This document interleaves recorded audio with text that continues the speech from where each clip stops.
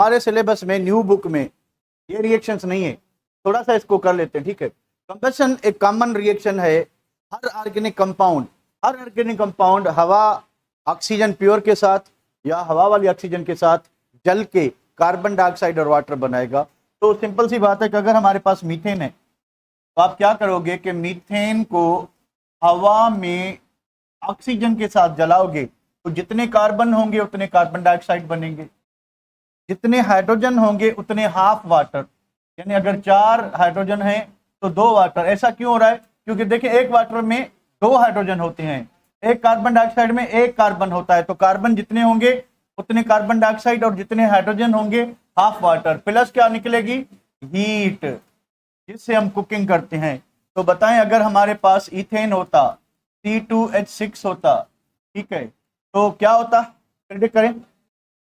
2 carbon dioxide, 2 carbon dioxide and 3 water. क्योंकि reaction ये exothermic होता है और इस रिएक्शन से जो हीट निकलती है उसको कहते हैं heat of combustion.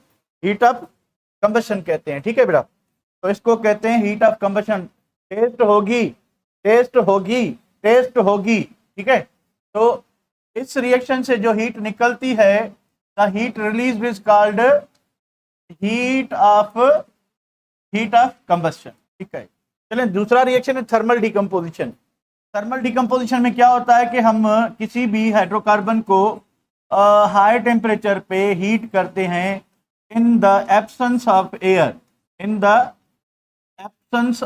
Air, air की मौजूदगी ना हो। क्यों ये कंडीशन क्यों है? क्योंकि अगर एयर होगी तो हाइड्रोकार्बन जल जाएगा। तो ये जो 4 बांड हैं इसके मीथेन के, ये चारों क्या हो जाएंगे? टूट जाएंगे। तो एक कार्बन बनेगा, काला कार्बन टीका लगाने के काम आएगा, और 2 हाइड्रोजन बनेंगे, ठीक है। भाई कार्बन ये जो बनेगा तो वो बच्चे को टीका नहीं लगाते कि बाहर किसी की नजर ना लगे, तो वो कार्बन बनेगा और उसके बाद क्या बनेगा? हाइड्रोजन।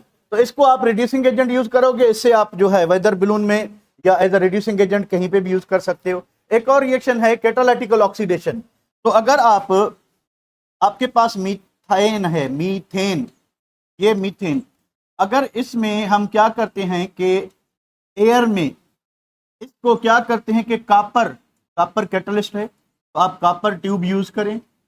कॉपर ट्यूब में एयर और मीथेन, ये क्या है? मीथेन है।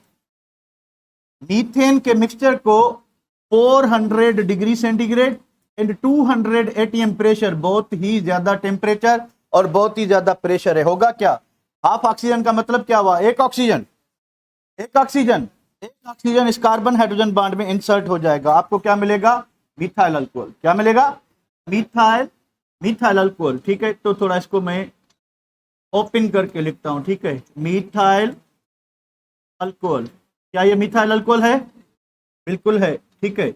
अब इस मिथाइल अल्कोहल को आप फर्दर अगर इसी ट्यूब में गुजारेंगे सेम कंडीशन पे, तो ये 2 हाइड्रोजन निकल जाएंगे। तो बताएं क्या बनेगा? फॉर्मल्डिहाइड। ये 2 हाइड्रोजन निकल जाएंगे तो एक इसकी वैलेंसी कम, एक इसकी वैलेंसी कम, ये आपस में क्या बना लेंगे? Double bond. तो हमें क्या मिलेगा? फॉर्मल्डिहाइड। हमें क्या मिला? फॉर्मल्डिहाइड। जब इसी कॉपर ट्यूब को, ठीक है, दोबारा इसको गुजारेंगे, यानी कॉपर ट्यूब में वही आधी ऑक्सीजन, वही कंडीशन, ठीक है, तो क्या होगा कि अब जो होगा कि ये जो ऑक्सीजन है एक, ये इस बॉन्ड में इंसर्ट हो जाएगा। तो हमें मिलेगा क्या? H3 डबल बॉन्ड OH, यानी हमें क्या मिल गया? एसिड मिल गया। कौन सा? कार्बोक्सिलिक, ठीक है। तो अगर हमारे पास 12 से लेकर 20 कार्बन वाले अगर अल्केन हैं तो उसमें अगर ये रिएक्शन करेंगे तो यहां पे हमें मिलेगा क्या? फैटी एसिड मिलेगा। क्या मिलेगा? फैटी एसिड मिलेगा। तो इस रिएक्शन को घी बनाने के काम आता है। यानी नॉर्मली जो घी या ऑयल बनता है वो प्लांट्स या एनिमल्स की, प्लांट से ऑयल लाएंगे उसी से बनता है, या फिर जो है एनिमल जो आपकी टालो होती है उससे बनता है, ठीक है, उसी में, यानी वही आपका ऑयल या घी होता है। और हम आर्टिफिशियली कैसे बना सकते हैं कि पेट्रोलियम में हमें जो 15 से लेकर 20 कार्बन वाले लेस वैल्यूएबल कंपाउंड है, उनको अगर हम ये रिएक्शन करें तो हमें फैटी एसिड मिल जाएगा। अब ग्लाइसरॉल से रिएक्शन कराएंगे, आपको ईस्टर मिल जाएगा, यानी आपको ऑयल या घी मिल जाएगा, व्हाटएवर यू नीड। तो हम इंडस्ट्री में घी इस तरीके से भी बना सकते हैं, ठीक है। तो ये वो रिएक्शंस थे जो हमारे सिलेबस में नहीं, तो इनको अभी इधर छोड़ के हम आते हैं आज की टॉपिक के